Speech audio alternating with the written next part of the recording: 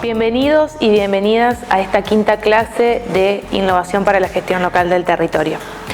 En esta clase vamos a hablar de las herramientas disponibles para la innovación desde el Estado y la sociedad civil, haciendo hincapié en los niveles subnacionales. Las ciudades y el progresivo involucramiento de otros actores en la cooperación ha complejizado los esquemas de cooperación debido a que se ha dado un amplio abanico de actividades que estos actores pueden desarrollar. Y esto adopta distintas formas: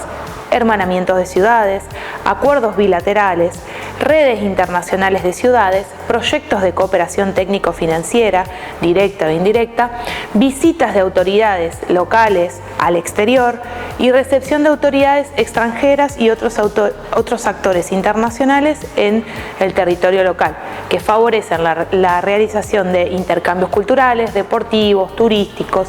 el intercambio de buenas prácticas en la gestión pública, la participación y organización de ferias, por ejemplo, o de expos, congresos internacionales, misiones comerciales, participación e implementación de estrategias de marketing de ciudades y territoriales, entre otro abanico de opciones que tienen las ciudades para involucrarse en la arena de política internacional. Tanto instituciones como la ONU o los bloques de integración económica regional como Mercosur y la Unión Europea han institucionalizado, como pudimos ver en otras clases, el accionar de los gobiernos locales, otorgándoles la capacidad de intervenir y de formar parte de las discusiones vinculadas a la seguridad y el desarrollo de sus territorios, sobre todo a partir del intercambio que se produce en zonas fronterizas. El caso europeo es el que más experiencias presenta en este sentido y sobre el cual se han llevado adelante numerosas investigaciones en la medida que han logrado una mayor armonización legal normativa e incluso económica que les permite una libre circulación de personas, bienes y servicios dentro de la zona Schengen. De la mayoría de estas investigaciones se desprende que la Unión Europea es el escenario en el cual las entidades subnacionales desarrollan la mayor parte de su acción exterior, sea actuando a título individual, que es una de las formas de las cuales se puede actuar, o también a través de la cooperación interregional, a través de, por ejemplo, redes de ciudades. O sea, no sería a título individual, sino en cooperación con diversidad de actores. Como toda clasificación, la cooperación internacional también presenta matices en función del criterio que se tome para realizar esta división.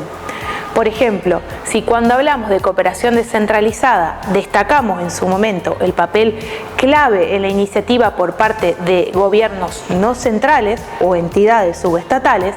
en este caso vamos a utilizar otro criterio de naturaleza territorial, es decir, en qué parte del globo se ubican las partes que cooperan, y esto nos va a dar como resultado un esquema distinto de cooperación internacional.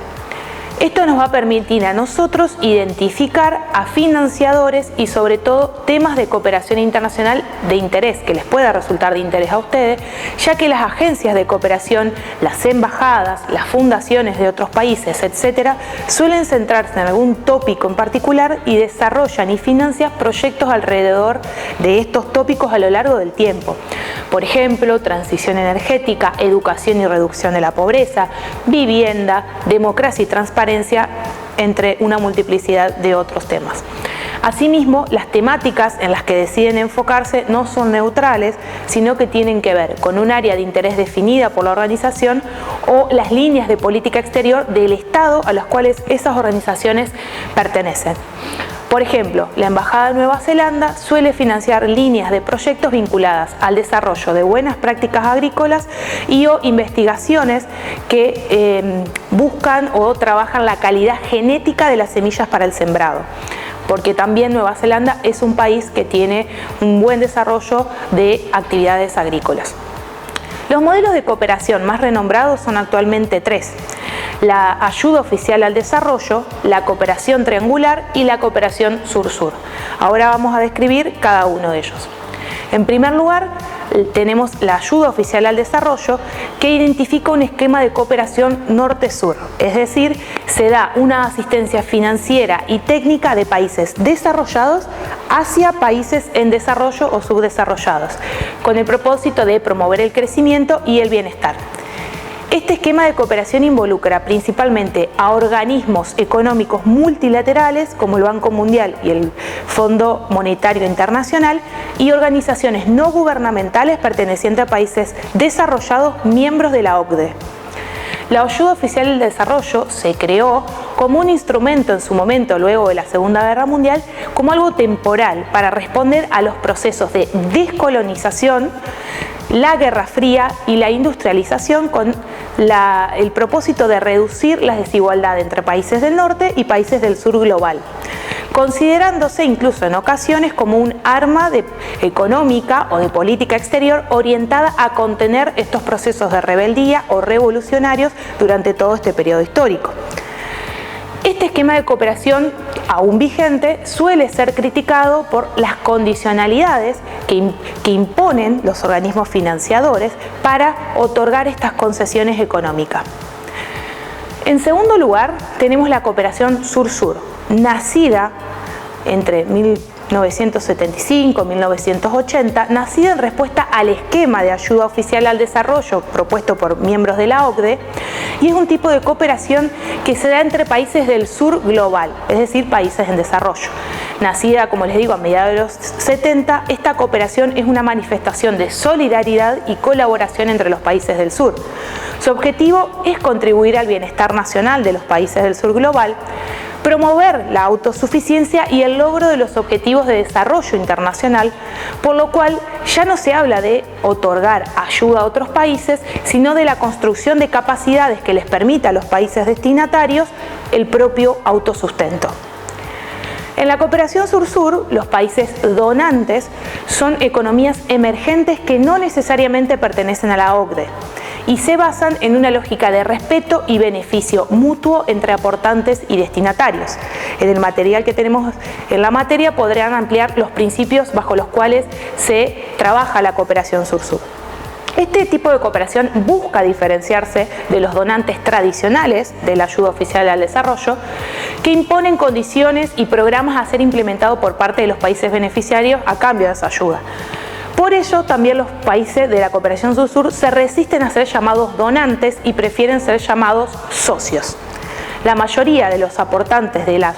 ayuda o de la cooperación sur-sur priorizan a sus países vecinos en los programas de asistencia al desarrollo. Esto puede ser generalmente debido a afinidades culturales, históricas, las cuales hacen de dicha cooperación un poco más productiva.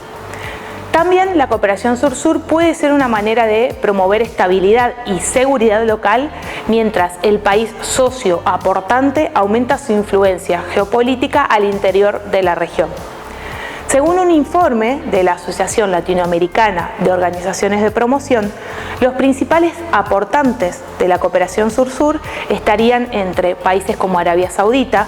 China, importante su presencia en la década pasada en Latinoamérica y en África actualmente, Venezuela, Turquía, Corea del Sur, la India, Taiwán, Brasil, Kuwait y Sudáfrica, también Emiratos Árabes, Malasia, Argentina y Chile. Por último, encontramos el esquema de cooperación triangular, que como su nombre lo indica, es un esquema de cooperación en el que los aportantes son de mínima 3 socios. Un país del norte, o un socio principal, un país del sur, que es un socio facilitador, y un destinatario o socio beneficiario, que suele ser un país de una economía emergente o en desarrollo. De esta manera, el país del norte global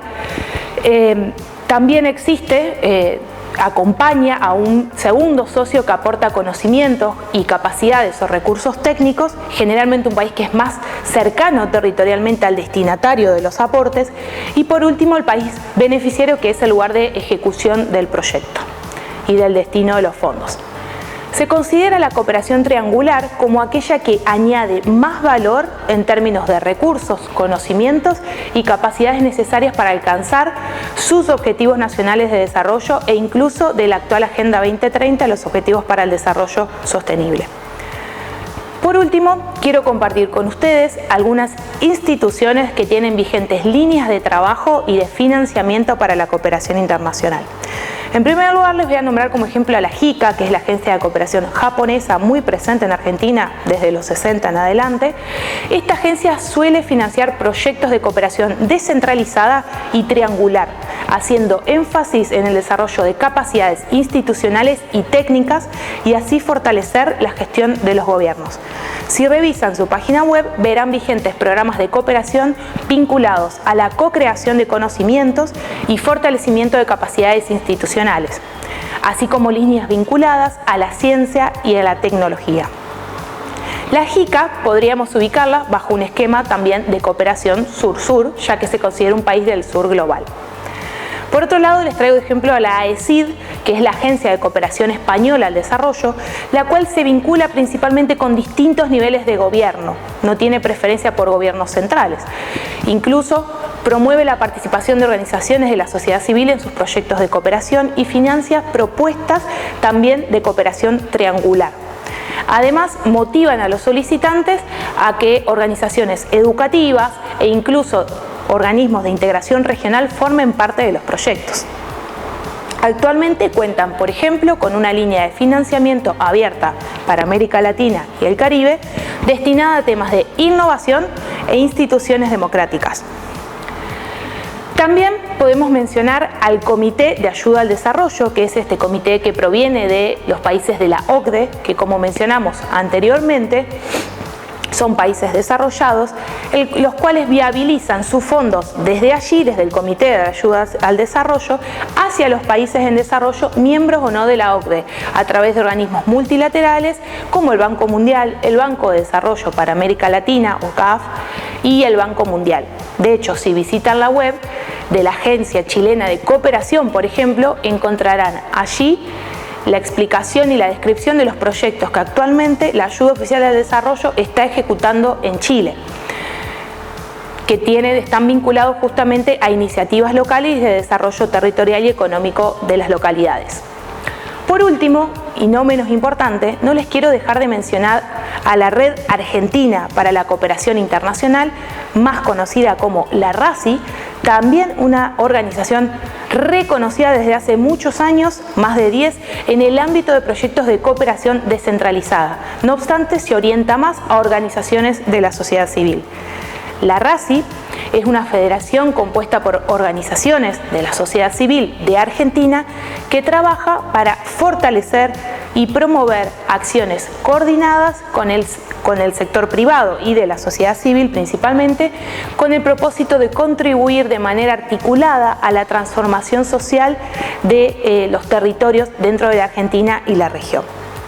La RACI ofrece una biblioteca virtual, por ejemplo, con herramientas útiles para llevar adelante proyectos de cooperación internacional y multinivel. También tiene directorio de entidades financieras, ofrece oportunidades de capacitación gratuitas en asuntos de cooperación internacional y también siempre tiene dentro de sus bases informativas la actualización permanente acerca de las oportunidades vigentes para organizaciones de la sociedad civil y educativas respecto de financiamiento para la cooperación internacional. También les voy a dejar la página web disponible para que a quienes les interese la puedan visitar y observar cuáles son las propuestas vigentes que se están todo el tiempo renovando. Hasta aquí hemos llegado con la clase de hoy. Les dejo la actividad disponible también para cumplir con la asistencia semanal. Nos vemos la próxima.